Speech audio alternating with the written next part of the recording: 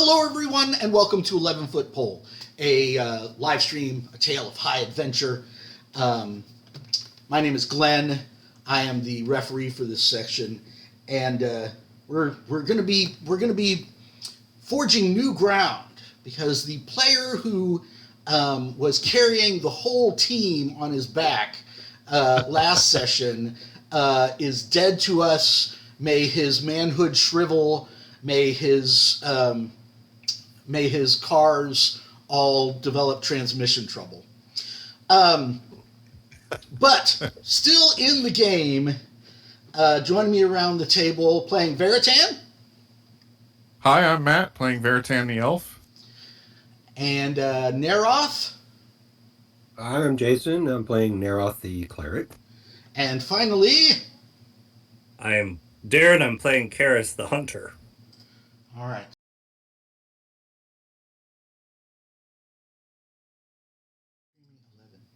Taste ye not the black fruit in the dungeon. Apparently, I mean, you guys are awfully uptight. But now you're coming down. Alive. You're coming down this hallway here, and I've added all of this greenery here to represent this hallway and this whole room. The walls are crawling with vines, and this room is it's like somebody shoveled a whole bunch of dirt in here. And there's all these bushes and ferns and crazy things that shouldn't be growing underground, but they are. And the room gives off sort of a humid, I was saying it's kind of a greenhouse smell and feel, just by how much wetter it is than the rest of the dungeon.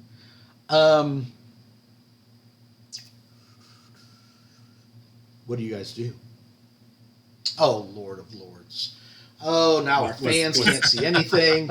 Everything's in chaos. Darren, they can still see you. They can still see you. I thought we were sending him to an Applebee's or something to use the Wi-Fi. He's always fine until we start streaming. And then all of a sudden, the rural Tennessee factor kicks in. Glenn, Yes. my hunter, in between kind of my wayfinding, which keeps us from getting lost, and my tracking, can I tell anything else about this space? If there's things that have made their way through here, or if there's a pathway through any of this? Roll a d6 and try to get a 3 or less. I got a 3. All right. You notice two things. I'm sorry, I'm flipping through the module to check, make sure I'm right about this. It's supposed to be on the very next page.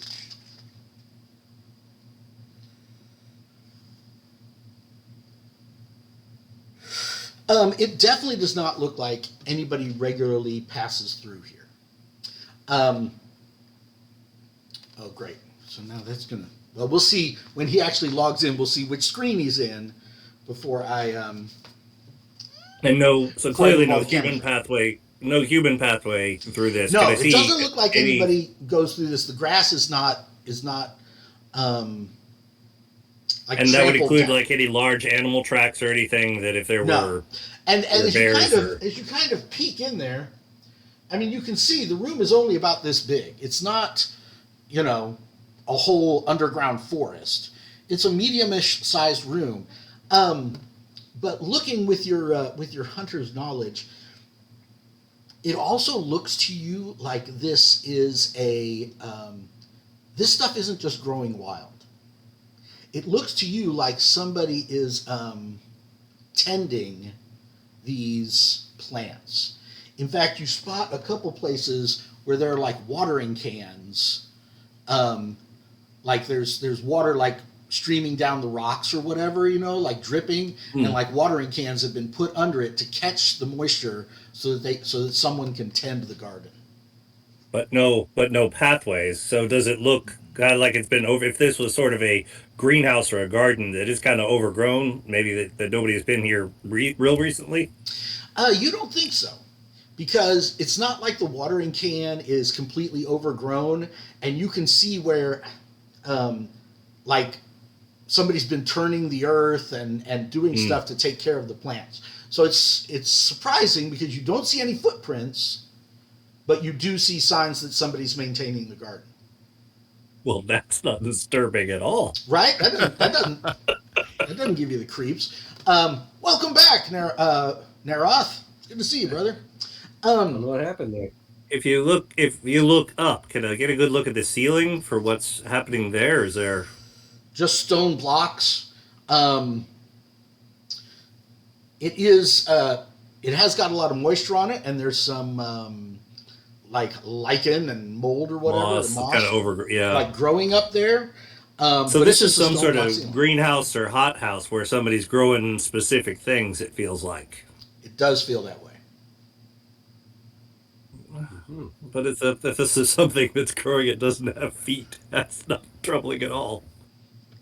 You guys, Jason, he said there's a lot of things that are growing here that look like they're being pruned or harvested, or somebody's growing like a garden here, but we can't find any footprints or any pathway that someone has gone through this space with. Oh. I volunteer that Thorgus Yeah, I'm thinking. charge this forward into the thickness. oh yeah. I'm thinking the same thing. Our good buddy Thorgus. Huh. Yeah. Yeah. Yes. Convenient. He's the contractor. He'll know the way. That's right. Let me see where Well, he. I'm an elf. I'm supposed to be stealthy and light, right? It's true. Yeah. It's Either true. that or we could send the guy in the plate mail armor. It's up to you, Matt. Yeah, I'll slowly enter. All right. And then are we making our way just obviously to the door? There's nothing really else that we can identify to head towards, right, Glenn? But wait a minute. Yes. Go ahead, Jason. So Are we thirsty? there's no path? Not really. Is it possible to tie a rope to this guy and maybe hold on to him just in case? You know? Sure. We Yeah. can put Thorgus. We can- Thorgus doesn't have his rope. It's up in hallway number 27 or whatever it is. Has anybody else got one? Does anybody else have a rope to tie to your elf? It does not appear so. Do I Yeah. still have an appendage for a nose? You do still have an appendage for a nose. Yeah. Hold on to him with your nose. And old Naroth. No rope. And old Naroth still I can't has sniff anything out. itchy, stinky skin. No, was you're imagining like actually an finding elephant. you're actually finding it's harder to smell instead of easier. Oh, okay. Yeah. Okay. I was just imagining your snout grabbing onto Thorgus's belt as he walks into the. Like an elephant. All right, give Yeah, me No, a. also, Do you have an actual roll there on your character sheet for being an elf, for being sneaky? no. I don't Take a think second look. I don't see one. I'm going to make all of you guys go on the website and buy the player's handbook. See? There's, I got mine right here. Yeah, or just print out those Just pages. download it. Yeah. Bunch of slackers. Yeah, I think I'm going to do that. Now, you don't have anything special about moving. I didn't think so. So I would dominate Thorgus. Okay. Roll a d6 for us, Matt. You're trying to get a 1. Oh, jeez, that's not very good. I've got the opposite. Okay. Got a 6.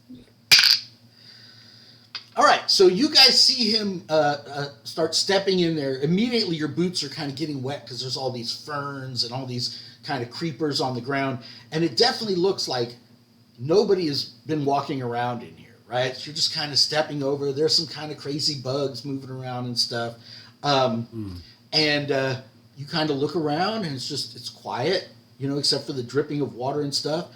And you're about to turn back to your companions and be like, looks good, guys, when they see a shadowy form kind of spring up behind you.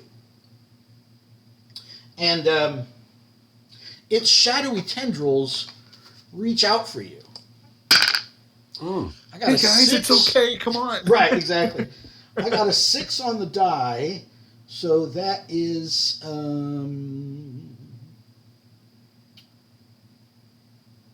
well, that's a 6.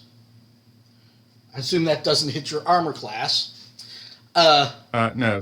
So this shadowy gardener just kind of rises up out of the grass, right? As like a humanoid outline, and his hands kind of go like this, and then his fingers like double in length and look like shadowy knives. And he swipes at you, and at the last second, you kind of jump out of the way.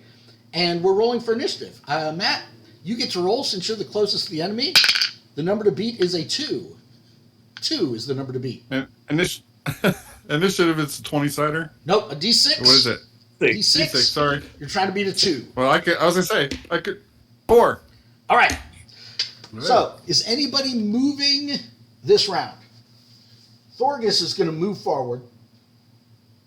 Yay, Thorgus. To attack.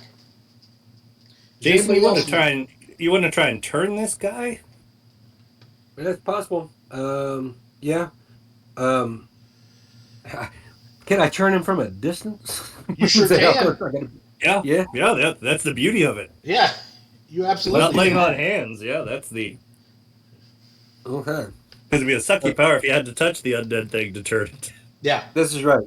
So, yeah. So what do you want? Do you want to move up to the kind of the doorway here? Yeah, put me up to the doorway without me actually stepping in. Can I see him? Can I see the creature from where I am? Oh, there's one caveat. Yep, there's a caveat about turning a creature, right? That is, it's got to get away. It's got to egress. Yeah. Roll your intelligence or less on a D20.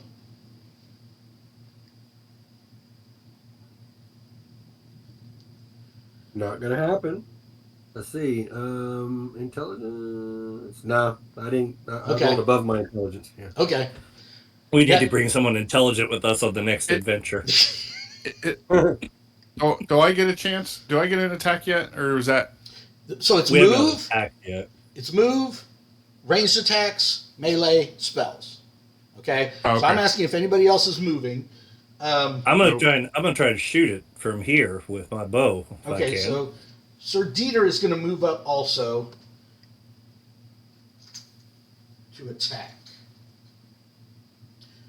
All right. So ranged attacks.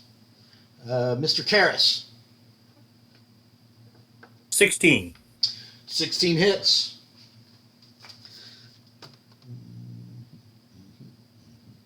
And 6.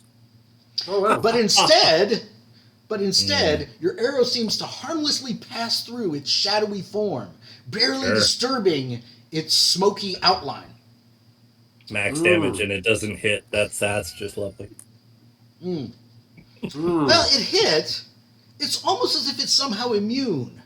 Yeah, to non-magical weapons, yeah. At which you better turn this bastard fast. At which point Thorgus says, I don't know how he's been doing Thorgus's voice, but Thorgus says, oh wait, I have that dagger made out of crystal. It might be the only magic weapon we have. And so he goes to pull his dagger out.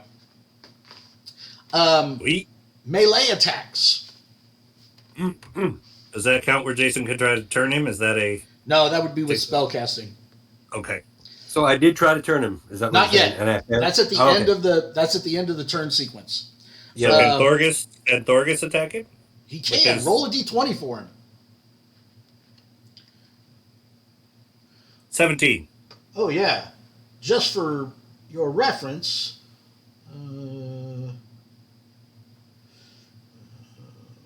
Thorgus is at +1 because he has good strength. So a dagger is a d4. Roll that. 3. All right. That actually hurts it. It recoils in pain. Success. Yay. Yay. Yeah, I'm sorry. I'm taking notes. Yes, success. Exactly. Or what's his name, Borat? Great success. I stabbed with dagger. Great success. All right.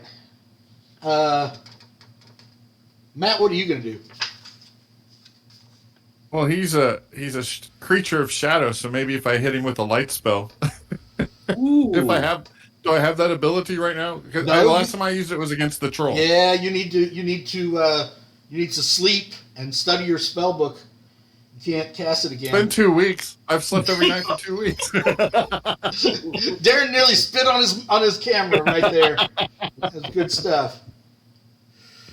Well, there's not much I can do since I don't have a magic weapon other than run. But get back the hell up. Yeah, that'd be not the worst thought.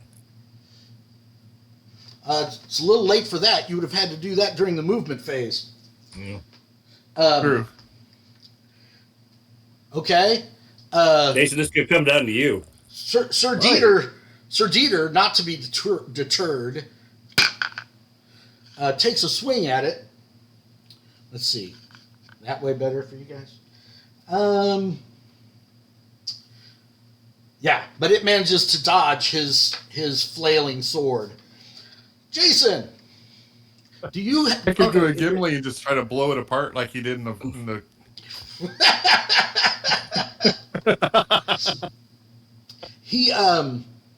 JP actually just did that in our Dungeons of Drakenheim campaign. He tried to blow away the mists of Ravenloft, and a bunch of creatures came out. Jason, have you printed out the page about clerics from the rule book? I think I did. It's been a minute since I've looked at it. Now would be a good time. And I did want to say this is that yes, sir. It's occurred to me that my cleric has not been doing any praying on this adventure. Yeah. Wrong with him. The rest of us sure have. And this is an issue, right? Because all of his power is derived, right, from the unity that he has with his deity, right? Right. I mean, such as it is, such power as he has. Yeah. Such power as he has. Yeah. But he hasn't really done any praying. Well, do you want to pray this round, or do you want to turn undead this round? We're going to try to turn the undead at the moment. That seems to be more pressing. Thank you. I was wondering what you were going for there for a second, Jason. Clerics can invoke the power of their deity to repel undead monsters encountered. To turn the undead, the player rolls 2d6. The referee then consults the table opposite, comparing the roll against the hit die of the type of undead monster targeted. Roll 2d6. Yeah, that's what mine said. I got a 6 and a 5. Kick ass. Is that good? That's 11, right? Yeah. Okay, so we consult the table. If this thing has 11 hit die, we're screwed in so many ways. Now here's what I don't understand. Okay, the referee consults the table opposite, comparing the roll against the hit die of the type. Okay, so you're a first level cleric. He is He is a 2 hit die monster. Oh wait, he's a 2-star. So if you can see the chart there, 11 is the number. You see where I'm at? On page 23 of the rule book, 11 is the number. So your turning attempt has succeeded. The player rolls 2d6 again to determine the number of hit die affected, turned, or destroyed. So roll 2d6 again. Baby. Choke. Snake eyes.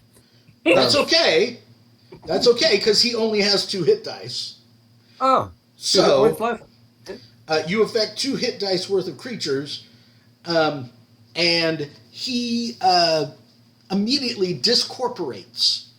He just disappears like a shadow when you turn the lights on. That's what that intelligence check was for, to see if you would realize he doesn't need to be able to get away. He can just go back into the plane of shadow to get away from your holiness. So it works. Score, Jason. Very nice. So Neroth leaps forward, realizing that Thorgus can't carry the party any longer, leaps forward, holds out his even star holy symbol, shouts, "Back, foul creature of error and darkness!" And it just kind of gives a shriek of fear and vanishes. You guys are so freaking lucky. Matt, this thing would have drained your strength if it had hit you. Okay? Oh, wow. So if you hadn't won initiative, or if it had hit I you might have been in trouble. during the surprise round, but once again, you guys are counting on dumb luck. All right, A fat 11. I mean, how fat is that? right? That's nice work. You're very lucky you didn't roll them the opposite order, right? If you'd rolled the 2 Right. and then Right. the 11, you would have been screwed. All right. All right, over to the door. Let's go. Now, I have gone onto the Old School Essentials website and I've downloaded the Dungeon Time Tracker sheet. You guys are now 3 hours and 20 minutes into your exploration of the hole in the oak. You are on your 4th torch. Feels like a lot longer, doesn't it, guys? Yes, it does. Is there any experience points for turning him? There certainly are. He is worth 35 experience points divided by the 3 of you because screw JP. Right. Yeah. Yeah. Or can we just say 12? You could just say 11. Or we could say Wow. I mean, Wow. Egods, what a cheap referee. yes, indeed. Yes, indeed. Good work again, Neroth. You're coming in clutch when we really need you, lad. Who do a cleric would be useful in a tomb of undead creatures? Oh, my word. Zooms. Zooms, I Hey, say. Matt. Well, Yes. Want to go listen over at the door? I do so well at that. Yeah, sure. I mean, while we're here, we might want to search this room real quick. Everybody want to take a turn to search the room? Sure. How about you do it first? Okay. Okay, if we can't trust our gear, we're really in trouble. I didn't get a 1 or a 2, so I don't find anything. Just a bunch of dirt. Worms. You're off at a 6. I got a 6. I got a 1. Darren! And that'd be a good Karis! dice day. Karis, what'd you find over there, friend?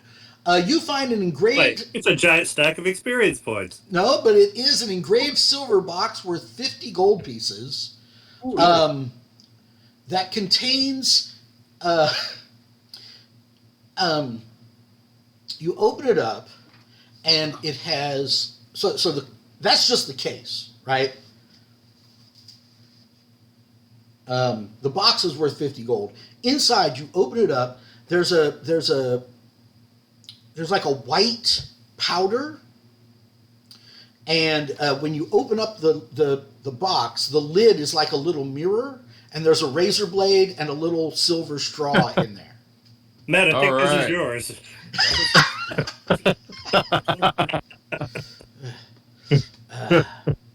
Well, so this was an intentionally cultivated area, you're saying?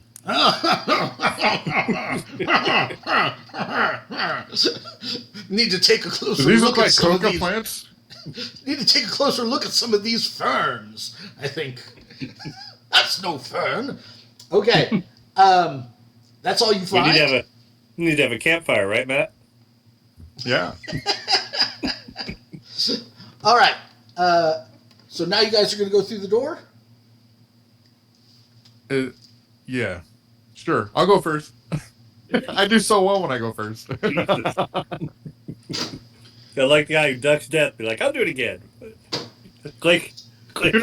Sooner or later, I'll get a good roll. Hey, 3 out of 6 isn't bad so far. I'm running out of chambers. Oh yeah, maybe you should listen at the door first, Matt. Okay, we can do that. Well, I can put my ear against it whether I hear a thing. Yeah. A 4. Nope. Yeah. You're sure it's quiet as the tomb beyond this door. You open it up? Sure. Slowly. Because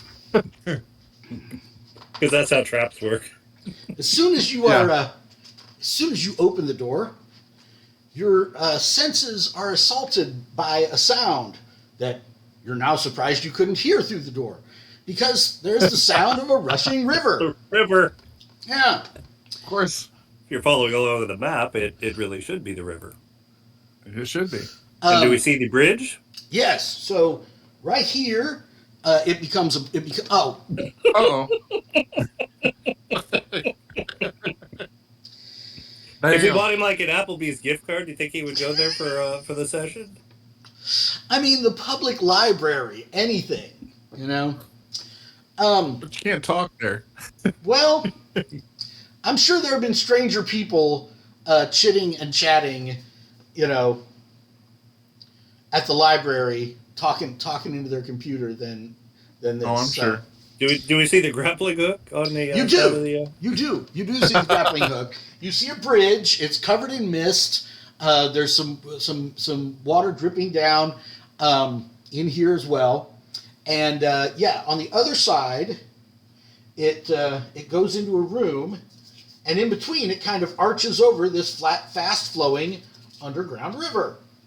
And much to You fools! Much to your surprise, you see a little grappling hook tied right here. Thorgus grumpily goes over, grabs the grappling hook,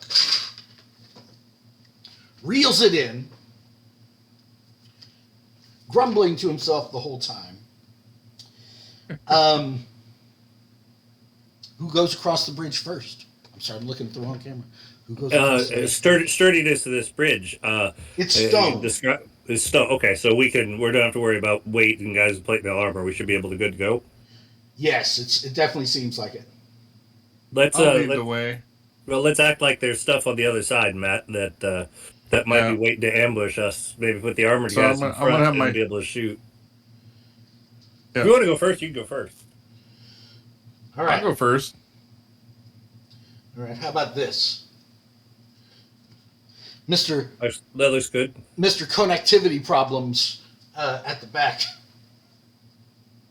So you guys cross over. You are not, in fact, ambushed. Woohoo! You guys see the scene. My luck's changing already. Easy. Easy. What's the name of the actor who played Star-Lord? Chris Pratt? Chris Pratt. Yeah. See the scene where he's in Parks and Rec, and Leslie Knope is sick. And he says, hey Leslie, I put your symptoms into the computer. It says you may have network connectivity errors. Like, he improvised that line, apparently. Pretty good stuff. I saw that the other day. Yeah. Okay. The Hall of Queens, Area 31. Stone blocks, wall, ceiling, 10-foot ceiling, blocks all the way around.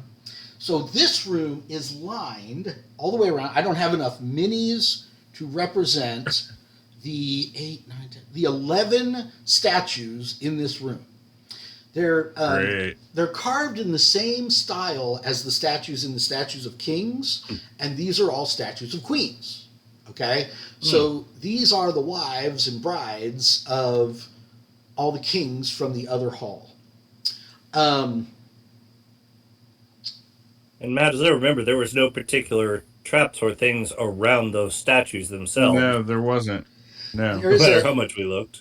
There's a layer of slimy algae that kind of coats everything, kind of from about 3 feet down in here, just from the river, you suppose. But that's all you see in the room at first. We suppose, or with some hunter inspection, does that look like kind of normal algae and growth, or not anything sort of weird and living about it? I keep wanting to set my module down right here. It's probably not the best place to set my notes down. Roll your hunter knowledge thing. What is that?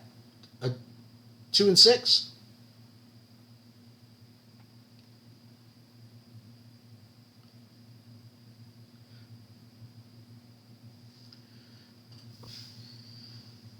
Trying to see which one it would be. I think it's awareness or hunting. Yeah. 5 and 6, I got a 4. 5 and 6? That's pretty good. What does it say on? Like read the section on hunters. Party that includes a hunter has a 5 and 6 chance of encountering prey when hunting. Yeah, maybe it's not quite the right one. That sounds like you're trying to pull the wool over my eyes. There's an awareness with a surprising piece there. There's a tracking. Subtle signs left by a creature's passage through a natural environment, able to identify and follow tracks. What are your chances on that? Chances of success depend on the conditions and the character's level, as shown to the right. First level, 50%. Okay, so you rolled a 5. It's hard to tell. It looks pretty natural to you, the algae and so forth. What do you think, Matt? Should we go take a look inside? Can we see any doorways or anything that while we're from where we're at? You cannot. In fact, the statues of the queens are like shoulder to shoulder all the way around. They're like packed in there pretty tight. And as we look at the doorway we're standing in, there's not like a space where a door could come down, or there's something that you could shut this room off. Not that you see. You want to roll a 1 on a d6? What about, doesn't he have some dwarven stone mojo thing there? He rolls a 1. There definitely aren't any room traps in here. I can tell you that. All right, then. Let's go in and take a look, see what we can find, Matt. Yeah, as a former firefighter, I always started to the right and worked my way around the room searching. Hey, Matt, roll a d6 for me. No particular reason. 1. A 1. All right. You guys filter into the room. Watch, I needed a 6 that time. The gods, they are fickle. You guys filter into the room and start looking around. But Veritan, you're being reared among the elves, of course. Naturally gives you a preternatural ability to detect secret doors, because elves just have secret doors all over in their little elf towns or whatever. It's never been explained to me why elves get a free check in old school D&D for secret doors. Like Gary was just like, because they have so many secret doors in their culture. It's like, what, Gary? Anyway, you detect a secret door behind statue number 6, Barbara Bush. Don't do it. Don't you do it. You'll be good. This is a kids podcast. You see a stone set into sort of the base of her plinth, and you're like, Plinth. yes. So say in character, behold, friends, secret door. How would Veritan announce his discovery? Hey, y'all, look at this. He's a southern elf. Oh, so you think you're funny, is what you're that joke might play better without a bunch of guys from Tennessee on the podcast. Yeah. I found it hysterical. Right, yeah. Could you possibly hear me right now? Can you guys hear you? I can hear you. Okay, so I'm coming in a different way until this boots up, all right? I can see the game. Okay. Right? You're just not going to have a picture of me, but I can see the game now. Okay, well, you guys made it across the bridge, and you got into this room, which is full of statues of the queens that go with the kings from that other room. And Veritan, the elf, has found a secret door in Barbara Bush's behind Barbara Bush's statue. So, Matt, do you press the stone? That's sure. Barbara Bush's played. You give it a little push. Just a little push. Okay, This is exactly what it was like gaming with you guys when you were 13. Just a tip, Matt. Just a tip, Matt. Just a tip. No change. No change at all. It's amazing. Okay. And you hear a click. And the statue, like, kind of, it looks like it settles a little bit or moves a little bit, but it doesn't, like, slide out of the way or anything. You just hear a click, and the statue kind of like that. What do you do? Do we need to pull it out, I assume, to get behind it, rather than push it forward into the? We don't want to push it through the door. Does he need to thrust And all block the our way in way. or pull out is what he's asking. Oh, good. No, Darren, don't applaud yourself. Neroth, I'm sorry, Thorgus is like, I think you're right. I think we have to try to pull it out of there. Now that I've got my rope back, let me bring my rope around the back of it and see if we can all kind of tug on it. So he gets the rope around, and you get 2 guys on one side and 2 guys on the other, and you kind of pull, and you manage to slide the statue forward and reveal. I'm just going to power through. You slide the statue forward, and you reveal this opening. Perplet. You reveal this slit in the wall, this kind of opening. Does it look like a tight fit?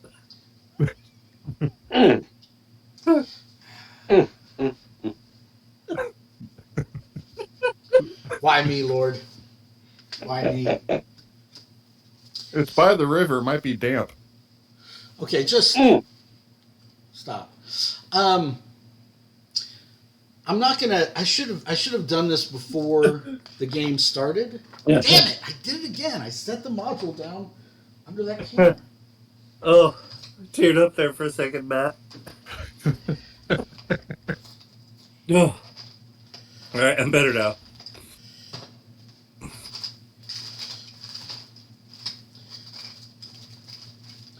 I just want the record to show that I do have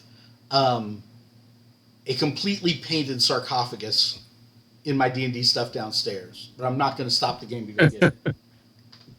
So you're going to have to use your imagination. We have been. To picture this being a sarcophagus. Okay? It is disturbing that he just cued us into using our imagination. That's the whole point of the game, isn't it? Stone walls, 10-foot ceiling, stone floor. The air is stale. It has the subtle smell of death. Makes sense. Really? From the sarcophagus? There's a thick layer of dust all over everything. And you notice around the room are these rusty candlesticks, right? In the form of serpents, and the candles have like completely burnt down, and it's just all this wax, pooled all over them. And inside you see a sarcophagus, and Sir Dieter is like, "This must be it, lad. This must be the tomb of Jorg, of the order of whatever he was of. Yes. The White League. This must be the tomb of Jorg, of the White League. I think we found it, lads. Excellent. By chance, Excellent work, Veritan. Go ahead, Jason. by chance, is my skull in my backpack doing any chattering in terms of coming within proximity of a tomb? Like, hey, that's my body over there. No. Nothing like that. Do you pull him out? Because Do I pull him out? a lot of times he's in your backpack, like C-3PO in the end of Empire. It's like, turn around, I can't see what's happening. He's kind of thinking, I might be able to tell you something if I wasn't in a dark bag. So you pull him out? Fair. Yeah, sure, yeah. Listen, those candlesticks are decorated in the icons of the Serpent Society I was telling you about.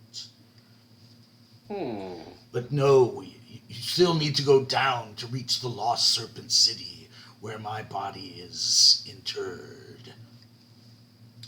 I said turd. Right. Yeah, Nero's like, okie doke, and shoves him back in the bag.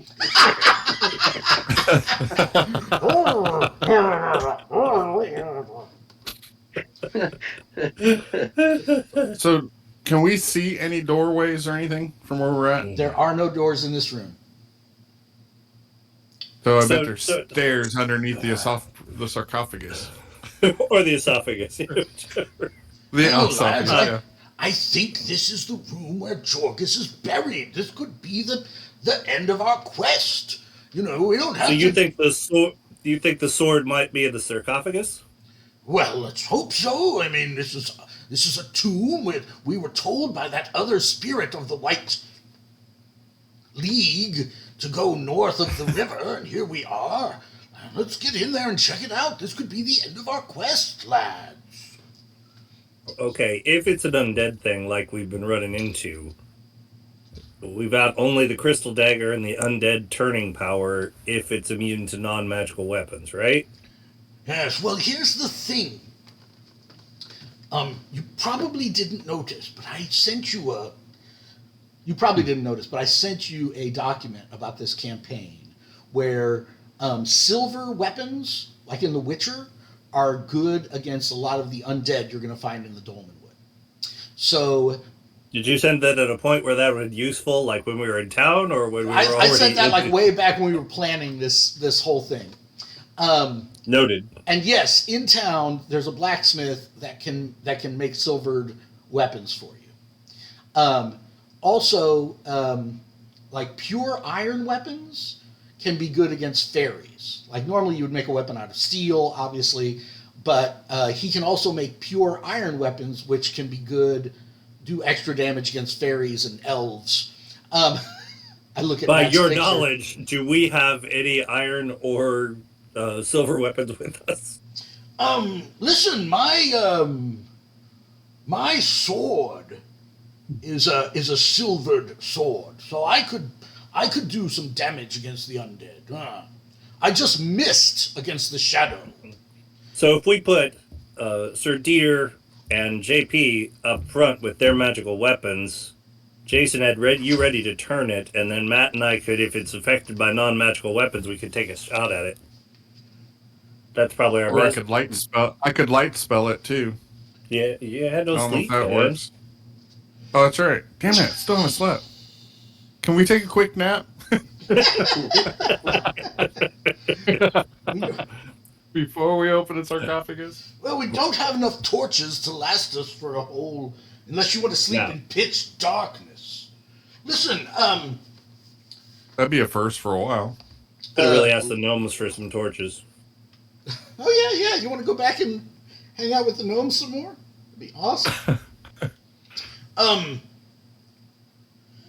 Thorgus says, listen, guys, that whiskey has really got my head spinning. I don't think I'm the best one to use this dagger. I feel like I should generously give it to somebody else who can actually use it. I'll take it. What the heck? All right. It is a +1 dagger. So you get +1 to your attacks and +1 to damage. So do you have a dexterity bonus? Dexterity. +1, yes. Okay, so you would be +2 to attacks and +1 on damage. It only does a d4 of damage, but you get +1 because it's a magic dagger. Does that make sense? Okay. Yep. All right. So Thorgus hands you the dagger and kind of, is trying to do a roadside sobriety test on himself to see if he's like,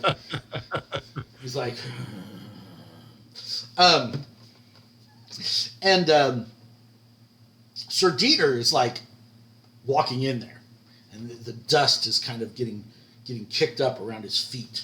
Does anybody else go in with him? I'll go with him. We should all go. Jason, are you still with us? Yeah, I'm just watching, so... Are you going to go Yeah, I in? guess sure. Okay. I'll hang out at the back of the group though. Okay.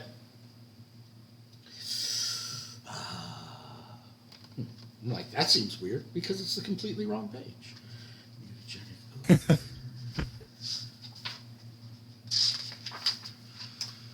So Jason is the guy with the big mallet, and I'm next to him. That seems right. What are you saying? The miniatures. That This is Jason. He's the cleric. okay, and then next This to is him Thorgus. is This is Thorgus, Okay. the dwarf. This is which you. one am I? This is Okay. you. This I just is want to be in a position to be able to shoot my bow. So okay. Yeah. This is Matt, and then this is Sir Dieter. There is a fanged serpent face carved on the top of the sarcophagus, on the lid, and there is an inscription around the rim. What languages do you guys have written down on your character sheets? Mordorish. Temple of Doom. Again, I sent you guys a list of all the languages for this campaign. What language do I need to know? Well played. I feel like it works the other way around. Maybe the skull. Hey, Jason. Maybe the skull can read it. Yeah, maybe. Do you Yeah, pull the pop skull that back out? Sure. Oh, so I'm valuable now, am I? Yeah, so sorry. Nareth apologies, duly. Your fleshlessness, right? What do you need? Well, it appears we're at a loss. We can't seem to understand what this language is. Your inferior education system is paying its dividends. It says in Draconic, Jorg the Defiler. In life he defiled Kezek.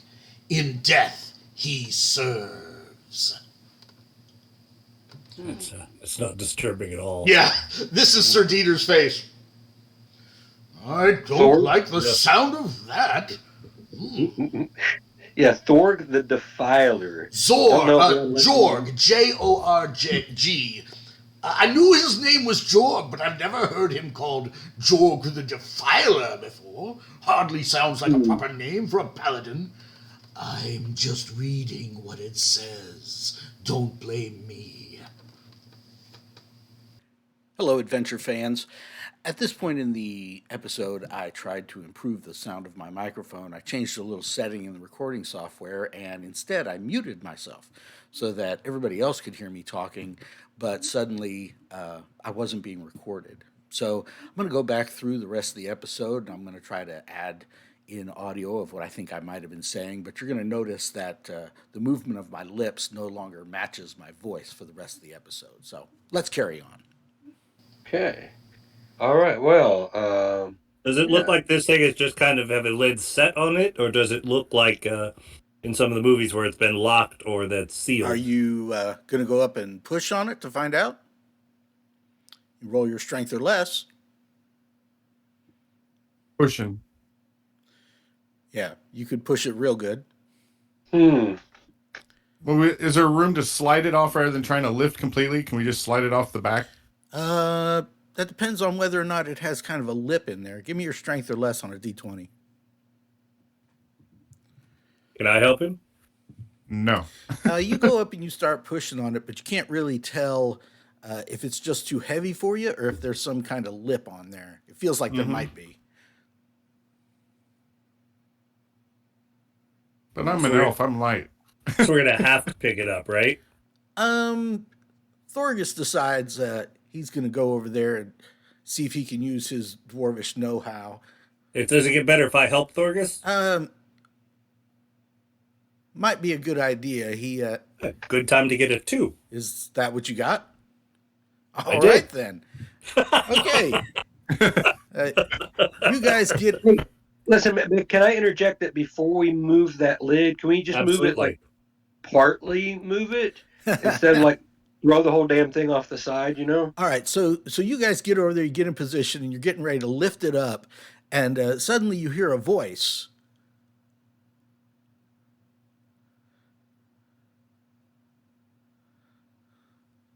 So sliding it makes sense. So you realize you're definitely going to have to lift and slide this thing. But then Neroth steps forward. Hey, hold on a second, guys.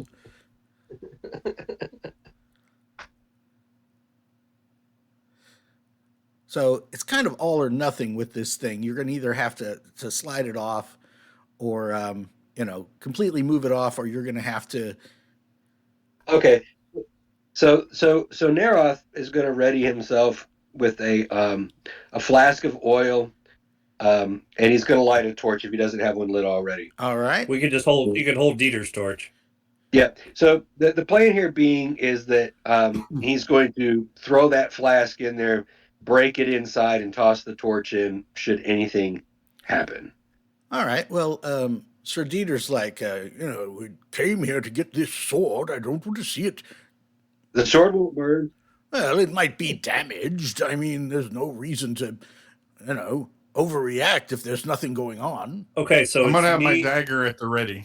So it's me and JP lifting the lid, and then you with the dagger, you with the getting ready to turn him in the oil, and then Dieter with his sword ready to go. It's a good plan. Okay. Good plan. So go ahead and give me those strength rolls to lift it up. Thorgus made his, no problem. 13.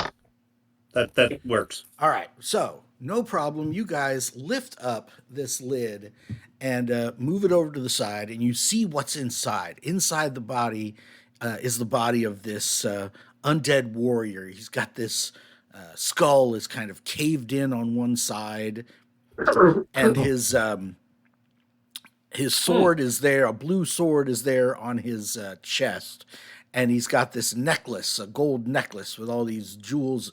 Pale blue sounds like a good thing. Yeah, the pale blue could be the Azure sword that you're looking for. He's got all these gems, and as you move the lid off, Sir Dieter sees the sword. He's like, "Oh, this is the completion of our quest." And just then, these lights appear in the eyes of the undead body, and he's gonna stand up and of course grips the sword more tightly. So you guys have a surprise round. Neroth, are you gonna throw the oil in there?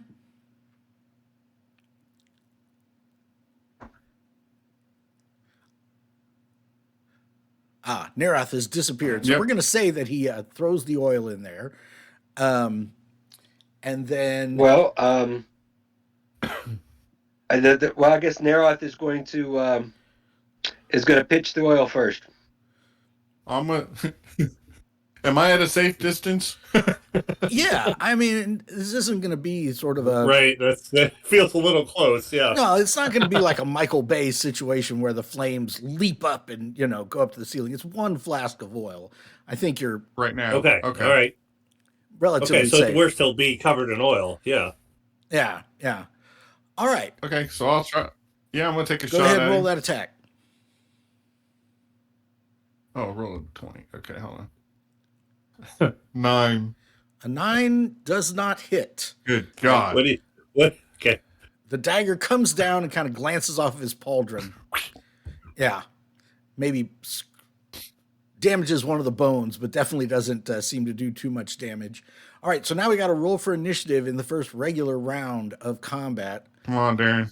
Ooh, come on, Darren.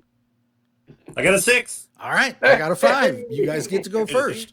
So nobody's moving this round, so it's going to go to who wants to make an attack? Yeah, before he throws the... Yeah. Yeah. 18. 18 hits. Hey.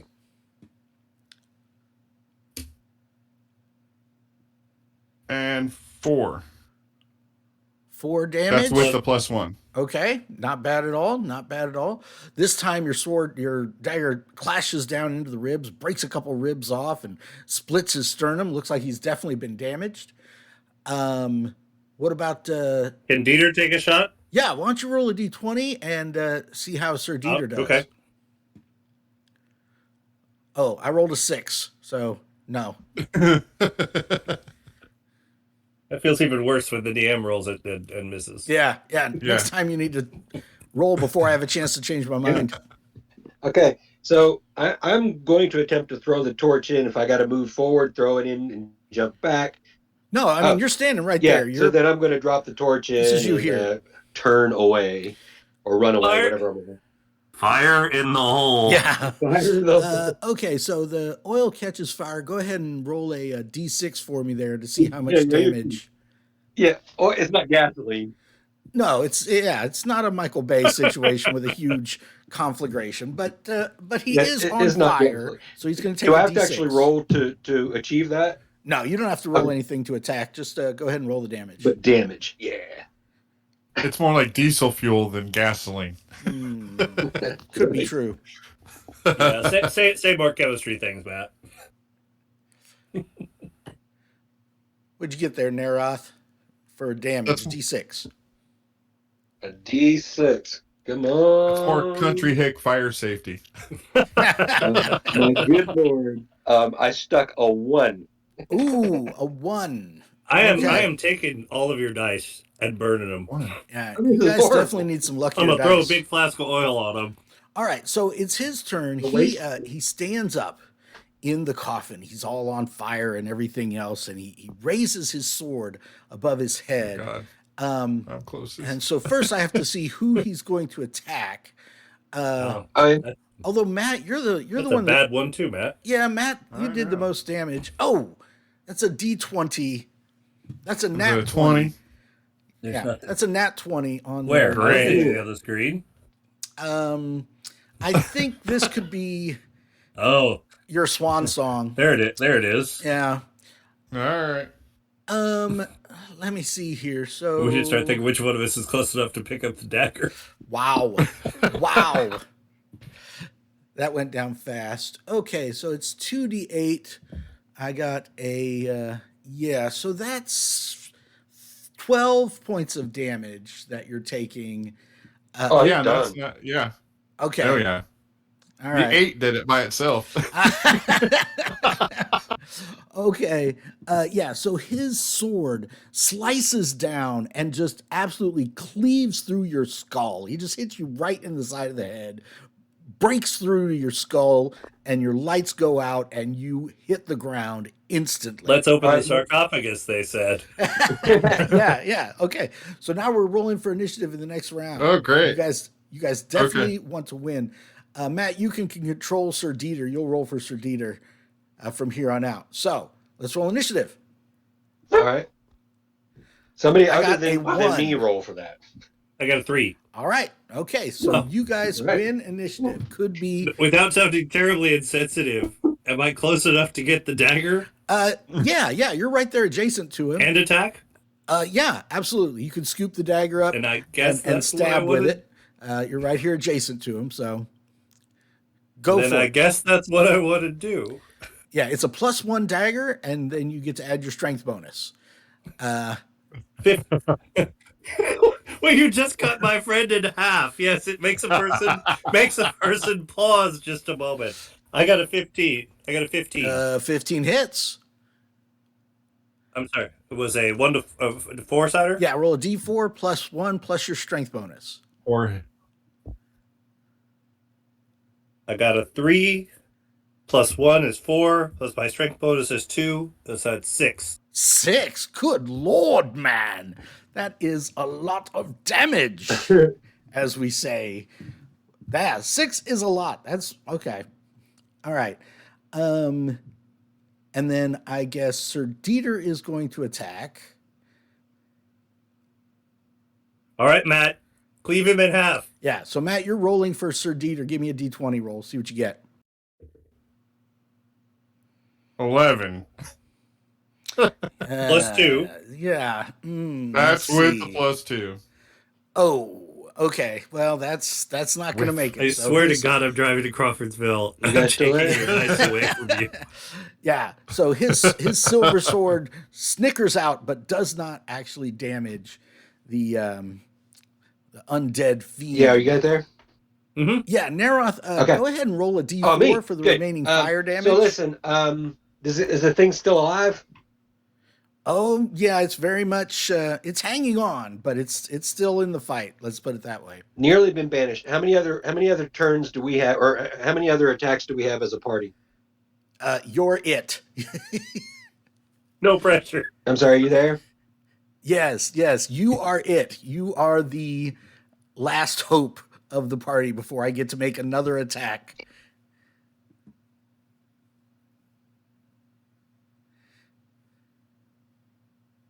So I need to roll it. I need you to roll it. Matt, roll Come a on, d4 Matt. to see how much I fire swear to damage God. it takes. And do I have any pluses? You No, I'm afraid not. It's just That's- fire damage. said- oh, fire damage. If you freaking Okay. roll the 1, I 3. swear. I got a 3. A 3. A 3. Okay. Well, here's the deal. Is it? That Oh, kills him. Big deal. Yeah, he had 2 hit points. He's supposed to take half damage from fire, but just this once, I'm going to round up, and the fire is enough to finally finish him off. He crumbles. Now listen, I have a scroll, spare the dying. You do? Do you remember what it does? Yeah, it spares the dying. There's the dying. It doesn't Yeah. bring him Yeah. Fairly back into selfish. one piece, though, does it? Well, it stabilizes him, and then I have healing. I have a potion of healing. I got 2 of those. Right. So, okay, so you take off your backpack and you throw it down on the ground, Mhm. and you start pulling everything out of your backpack looking for this scroll of Spare the Dying. And you pull it out of the bottom of your That's right. backpack. What do you do? Well, whatever the scroll tells me to do. If it tells me Okay, so you go over and if that's what I got to do, yeah. Yeah, you start reading the scroll over him. Okay. Yeah. So I run right over there. Yeah, kneel down to Veritan. We'll cast a spell on him, and that should stabilize him, right? yes, it does. So now, Stabilizes death. yes, you are And I've no got longer 2 dying. poultices with me. Is that going to help if we put those on there? Is that going to give him back hit points? Well, It definitely would. Yes. Oh, would it? Or do I just pull his nose back and pour a potion of healing down there? Because I stole 2 from the creatures that had been caged in the ogre room.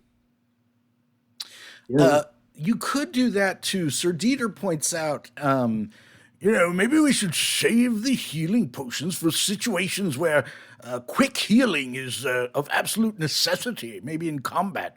Maybe we could Yay. use the poultices now to see if we can get him back on his feet. Okay. How much healing do the poultices do? I don't have that. 1d4 each. You want to Imagine. roll or me roll? Matt, you want to roll or you want him to roll? No, because I do shitty rolling. It's like, All right, Matt. I don't Darren, think looks any like of it's us are in up to favor you. of that, right, Matt?